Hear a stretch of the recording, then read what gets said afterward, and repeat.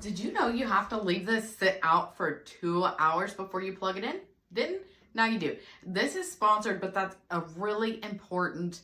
This is some really good packaging going on here. That is a thick box, and can you see it? We've got some heavy duty styrofoam in here too to make sure that this stays safe and protected. As an important tidbit is find your perfect placement. You need a place for your ice maker that is out of direct sunlight and not exposed to any additional heat in your kitchen. So like, don't place it by your oven, don't place it directly under windows unless you have.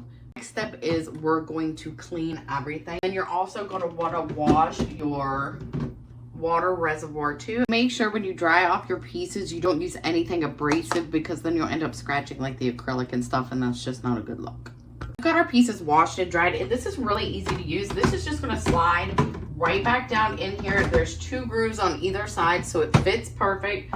On this one, I want you to pay attention to this right here. This is your connection for your water. It is spring loaded, so when we put this back in full with water, we need to make sure that we're actually pushing that connection in. Super easy to fill up. You just open this, fill your water, close it. Minutes to go, and I can actually see my ice being made in the back there. It's actually really cool to just watch it make the ice. Lovies, we have our first round of ice ready out of this ice maker. And like I said, remember, we can't adjust our thickness. I am still just playing around with it. But look how crystal clear this ice is. Oh, it's getting a little cold on my hand.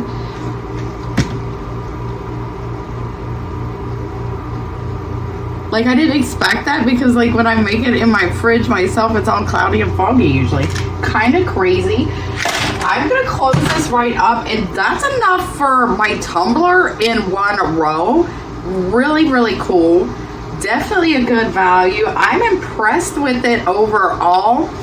I will say height wise, even if I remove my under cabinet light here, it's just a smidge too big, but I think that's just my kitchen, because the space between is a little less than other kitchens that I've had, because these were built in like the 40s and kind of custom. So really good value. And look, I still don't even need to add more water yet, and I have a run of ice ready already.